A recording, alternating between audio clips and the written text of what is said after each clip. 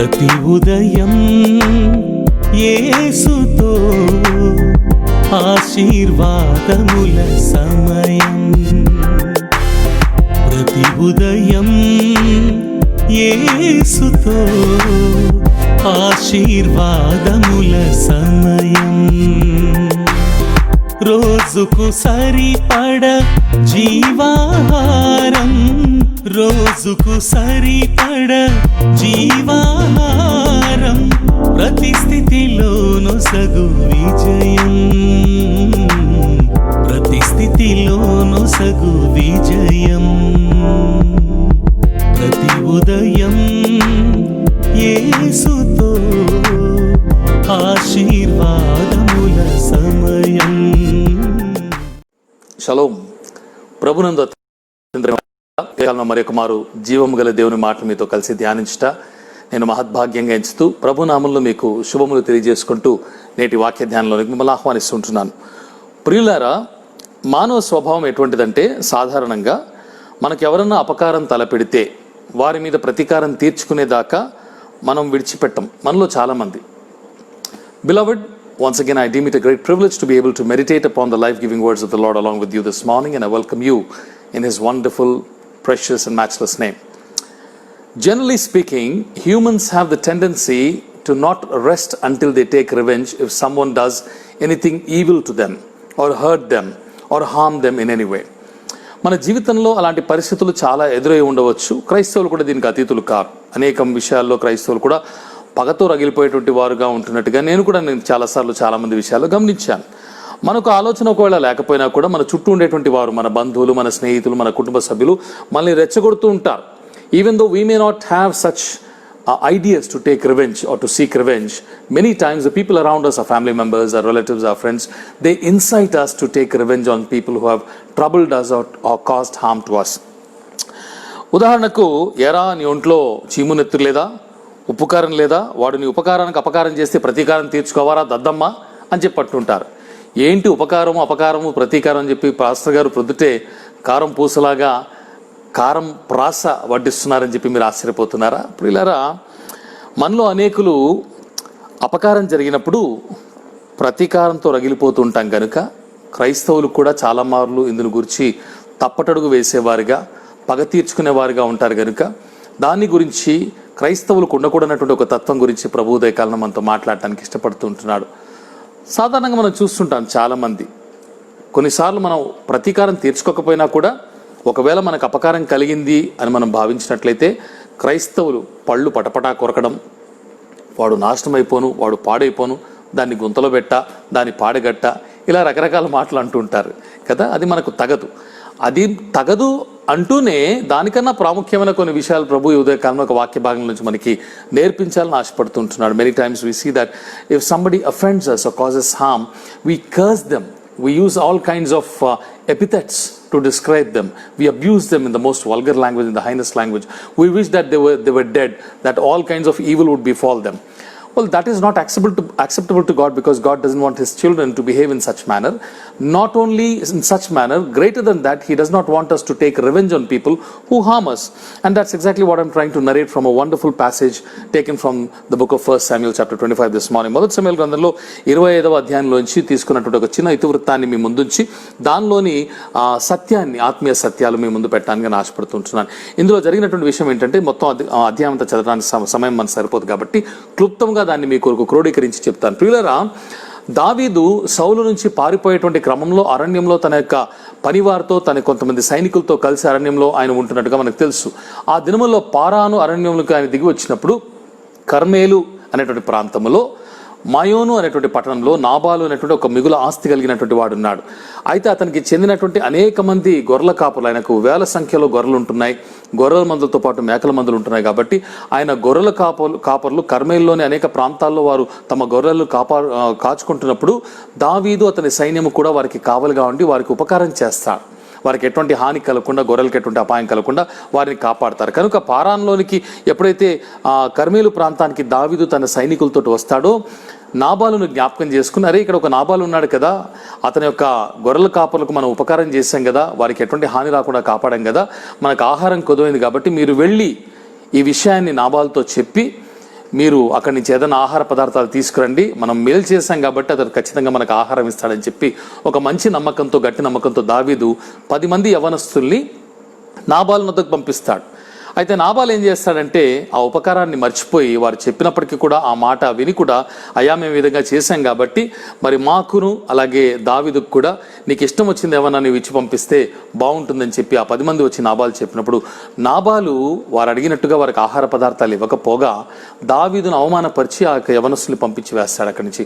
ఎవడయ్యా ఈ దావీదు? యెషై కుమారుడు. ఈ దినాన చాలా మంది కూడా సేవకులు, దాసులు, పనివాళ్ళు తమ యజమానులు విడిచిపెట్టి పారిపోతున్నారు, తిరుగుతున్నారు. కాబట్టి ప్రతి వాడికి ఇవ్వడానికి నా దగ్గర పడుందా? నా ఆస్తిపాస్తుల నుంచి అన్నపానములు వాళ్ళకి ఇవ్వాలా? నా గొర్రెల కాపులకి, గొర్రెల బొచ్చులు కత్తిరించేటువంటి వారికి నేను వధించి ఇవ్వాల్సినటువంటి పశు మాంసాన్ని వారికి ఇవ్వాలా? నేను ఇవ్వను పో అని చెప్పేసి వాళ్ళని తరిమేస్తాడు. వాళ్ళు వెళ్ళి బాధతో వెళ్ళి దావీదుకు చెప్తాడు, అయ్యా వాళ్ళు అతను ఈ విధంగా అన్నప్పుడు దావీదుకు మహా కోపం వచ్చి ఉగ్రుడై కత్తి దూసి, మీరందరూ కూడా కత్తులు కట్టుకొని పదండి నాతో అనగానే 400 మంది నాబాలు మీదకి వెళ్ళిపోవటానికి రెడీ అయిపోతారు. 200 మందిని అక్కడ విడిచిపెట్టేసి సామాన్ చూసుకోవడానికి 400 మందితో దావీదు బయలుదేరతాడు. అయితే ఈలోగా జరిగినటువంటి సంగతి ఏంటంటే నాబాల్ యొక్క భార్య అబిగైలు వద్దకు ఒక పనివాడు యవనస్తుడు పరిగెత్తుకొచ్చి, అమ్మా ఈ విధంగా జరిగింది, మన యజమానుడు పనికిమాలినోడు, వాళ్ళతో ఏ విధంగా మాట్లాడాలో తెలియక ఈ విధంగా అని పంపించేశాడు, వాళ్ళు ఎక్కడ మన మీదకి వస్తారో, మరి నాబాలు కుటుంబానికి నీ ఇంటికి అంతటికి ఎటువంటి హాని కలుగుతుందో అని చెప్పినప్పుడు అబిగైలు వెంటనే ఏం చేస్తుందంటే 200 రొట్టెలు, తిత్తులు నిండుగా ద్రాక్షారసాన్ని, 5 వండినటువంటి గొర్రెల మాంసములను, అలాగే రకరకాల ఆహార పదార్థాలు, అంజూరపు అడలను, ద్రాక్ష గెలలను, వీటన్నిటిని కూడా గింజలను, ధాన్యపు గింజలన్నిటి కూడా కట్టుకుని గాడిదల మీద వేయించుకొని యవనస్తులు మీరు ముందుగా వెళ్ళండి, ఆహార పదార్థాలు తీసుకుని వెనక వస్తున్నాయని చెప్పి పంపించి త్వరపడి దావీదుని ఎదుర్కోవడానికి వెళ్తుంది. అతను రాకముందే వెళ్ళి అతని పాదాలు పట్టుకుందని చెప్పి వెళ్తుంది.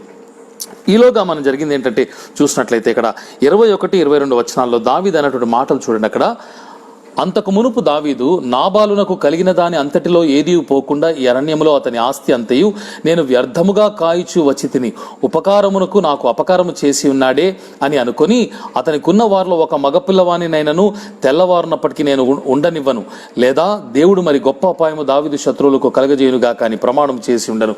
కాబట్టి అతను ప్రతినబూంతాడు, అరే నేను వీడికి ఉపకారం చేస్తే నాకు అపకారం చేయాలని చూస్తున్నాడు, వీడికి మేలు చేస్తే నాకు కీడు చేస్తాడా, కాబట్టి వాడు వంశంలో ఎవడు మగపిల్లాడు కూడా ఉండకుండా చేస్తానని చెప్పి అతను ప్రతినబూనట్టుగా చూస్తాం. అయితే దాని తర్వాత అబిగైలు వచ్చి దావీదును ఎదుర్కొంటుంది. దావీదు మాయోనుకు ప్రయాణమే పోతుండగా వారిని చంపడానికి ఎదుర్కొని అతని ఎదుట సాగిలిపడి సాష్టంగపడి దావీదును బ్రతిమాలుకొని తను తెచ్చినటువంటి ఆహార పదార్థాలన్నీ కూడా ఇచ్చివేసి, అయ్యా నా భర్త పాపము క్షమించు, ఆ దోషం నా మీద ఉండును గాక, వాడు మూర్ఖుడు, వాడు పనికిమాలినోడు, వాడి పేరు నాబాలు, నాబాలంటే మూర్ఖుడు, బుద్ధిహీనుడు, కాబట్టి వాడి పేరుకు వానికి గుణానికి తగిందే, కాబట్టి దయచేసి మన్నించు అని చెప్పి ఈ ఆహార పదార్థాలు నీవు అంగీకరించినప్పుడు దావీదు తన కోపం మానుకొని ఆహార పదార్థాలన్నీ కూడా తీసుకొని, నీవు క్షేమంగా నీ ఇంటికి వెళ్ళు, నేను నీ మాటలు ఆలకించున్నాను, నీ మనవని అంగీకరించి నీకు ఎటువంటి అపాయము చేయని, నీ కుటుంబానికి క్షేమం కలుగును గాక అని పంపించి వేస్తాడు.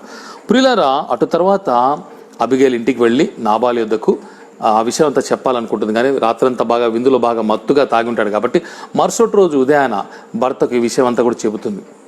ఆ మాటలు విన్నటువంటి నాబాలుకు భయము చేత గుండె పగిలిపోతుంది, రాతి వలె బిగుసుకుపోతాడు. ఆ తర్వాత 10 రోజులకే యెహోవా అతని మొత్తగా నాబాలు చచ్చిపోయినట్టుగా మనం చూస్తాం. అక్కడ 36 నుంచి 38 వచనాలు. అప్పుడు 39వ వచనంలో దావీదు ఒక మంచి మాట అంటాడు. అదేంటంటే, నాబాలు చనిపోయినని దావీదు విని యెహోవా నాబాలు చేసిన కీడును అతని తల మీదికి రప్పించెను గనుక తన దాసుడైన నేను కీడు చేయకుండా నన్ను కాపాడి నాబాలు వలన నేను పొందిన అవమానమును తీర్చిన యెహోవాకు స్తోత్రములు కలుగురుగాక అని అనేను. తర్వాత దావీదు అబిగాయిలను పెళ్లి చేసుకునే వాళ్ళని ఆమెతో మాట్లాడ తగిన వారిని పంపానని చూస్తాం. పిల్లరా, దావీదు చేత కీడు జరగకుండా దేవుడే కాపాడి తానే పగ తీర్చుకున్నట్టుగా నాబాలును మరి మరణానికి అప్పగించినట్టుగా మనం చూస్తూ ఉంటున్నాం. God does not want his children to get their hands dirty with blood guilt. దేవుడు తన బిడ్డల యొక్క చేతులు రక్తాపరాధం చేత మలినం కాకూడదు అని ఉద్దేశించేవాడు. మనము పగ తీర్చుకోకూడదని, ప్రతీకారేచ్ఛతో రగిలిపోకూడదని, ఒకరు చేసేటువంటి కీడుకు ప్రతికీడు మనం చేయకూడదని చెప్పి దేవుడు ఆశించేవాడుగా ఉంటున్నాడు. అందుకే రోమీయులకు రాసిన పత్రికలో 12వ అధ్యాయంలో 19వ వచనంలో పౌలు ద్వితీయోపదేశకాండం 32-35లో యెహోవా దేవుడు పలికిన మాటలను ఆధారం చేసుకుని వాటిని జ్ఞాపకం చేస్తూ ప్రస్తావిస్తూ ఒక మాట అంటాడు. అక్కడ రాసినటువంటి మాట ఏంటంటే, రోమా 12:19లో, ప్రియులారా మీకు మీరే పగ తీర్చుకొనక దేవుని ఉగ్రతకు చోటీయుడి. పగ తీర్చుట నా పని, నేనే ప్రతిఫలం నిత్తును అని ప్రభువు చెప్పుచున్నాడని వ్రాయబడి ఉన్నదనే మాట మనం చూస్తాం. పైన 17 నుంచి కూడా చూసినట్లయితే, కీడుకు ప్రతి కీడు ఎవరికిని చేయవద్దు, మనుషులందరి దృష్టికి యోగ్యమైన వాటిని గురించి ఆలోచన కలిగి ఉండి, శక్యమైతే మీ చేతనైనంత మట్టుకు సమస్త మనుషులతో సమాధానంగా ఉండి అంటూ పగ తీర్చుకొనక దేవుని ఉగ్రతకు చోటీయుడి. పగ తీర్చుట నా పని అని చెప్పి దేవుడు పలికినట్టుగా చూస్తుంటున్నాం. Therefore, in Romans chapter 12 verse 19, Paul reminds us of the words that the Lord Jehovah spoke in Deuteronomy chapter 32 verse 35. And again in verse 19 here in chapter 12 of Romans, Paul says, Beloved, never avenge yourselves, but leave it to the wrath of God, for it is written, Vengeance is mine, I will repay, says the Lord. కాబట్టి మనకి ఎవరైనా కీడు తలపెట్టినప్పుడు, మన ఉపకారానికి అపకారం చేస్తే, మనం ఉపకారం చేసినా చేయకుండా మనకు అపకారం తలపెట్టేటువంటి వారి మీద మనం ప్రతీకారం తీర్చుకోకూడదు, కానీ దేవుని ఉగ్రతకు చోటివ్వాలి. ప్రతీకారం తీర్చుకుని ప్రతిఫలం ఇచ్చేటువంటి వాడు ఆయనే కాబట్టి పగ తీర్చుకున్నట నా పని అన్నాడు కనుక ఆయన చేతికి అప్పగించాలనే మాట మనం చూస్తుంటున్నాం. As children of God we have to leave vengeance to God and not take matters into our hand. ప్రియులారా, మత్తయి సువార్తలో 10వ అధ్యాయంలో 5వ అధ్యాయంలో 44-45 వచనాలు కూడా మనం చూసినట్లయితే యేసు ప్రభు ఒక మాట అంటాడు, నేను మీతో చెప్పినదేమనగా, మీరు పరలోకమందున్న మీ తండ్రికి కుమారులై ఉండునట్లు మీ శత్రువులను ప్రేమించుడి, మిమ్మును హింసించు వారి కొరకు ప్రార్థన చేయుడి. ఆయన చెడ్డవారి మీదను మంచివారి మీదను తన సూర్యుని ఉదయింపజేసి నీతిమంతుల మీదను అనీతిమంతుల మీదను వర్షము కురిపించుచున్నాడు అంటాడు. కాబట్టి శత్రువుల కోసం మనం ప్రార్థన చేసి దేవుని చేతికి అప్పగించి వేయాలి. ఎవరు మనకెంత కీడు తలపెట్టినా వారి గురించి మనం అసభ్యంగా మాట్లాడకూడదు, పళ్ళు కొరకకూడదు, వారిని దూషించకూడదు, శపించకూడదు. కొన్నిసార్లు చాలామంది క్రైస్తవులు ఊరికనే శపించేస్తుంటారు, మాటికి చిన్న చిన్న విషయాలకి శపిస్తూ ఉంటారు. అయితే దేవుని ఉగ్రతకు మనం చోటివ్వాలి. మనమే తీర్పు తీర్చేసే దేవుని తీర్పుకు ఆస్కారం ఎక్కడ ఉంటుంది ప్రియులారా? కాబట్టి దేవుడు తీర్పు తీరిస్తే మనం కొట్టే దెబ్బ కన్నా ఆయన దెబ్బ చాలా పెద్దగా ఉంటుంది, ఆయన వేసే శిక్ష చాలా గొప్పగా ఉంటుంది. కాబట్టి ఆయనకు విడిచిపెట్టాలన్న విషయాన్ని నేను మీకు జ్ఞాపకం చేస్తూ, యేసుక్రీస్తు ప్రభువుల వారు మనకు మాదిరి ఉంచిపోయారు. ఇందు విషయంలో మనం చూసినట్లయితే 1 పేతురులో 2వ అధ్యాయంలో 23వ వచనంలో ఆయన అక్కడ రాయబడినటువంటి మాట, పేతురు ఏం రాస్తాడంటే, యేసు ప్రభుని గురించి, ఆయన దూషింపబడి బదులు దూషింపలేదు, ఆయన శ్రమ పెట్టబడి బెదిరింపక న్యాయముగా తీర్పు తీర్చు దేవునికి తన్ను తాను అప్పగించుకునే మాట మనం చూస్తాం. The Lord Jesus says in Matthew chapter 5 verses 44 and 45, But I say to you, love your enemies and pray for those who persecute you, so that you may be sons of your Father who is in heaven. For he makes his sun rise on the evil and on the good, and sends rain on the just and on the unjust. Therefore, we need to love our enemies and pray for them and leave vengeance to God, because his vengeance is mightier than ours and his blow is greater than ours.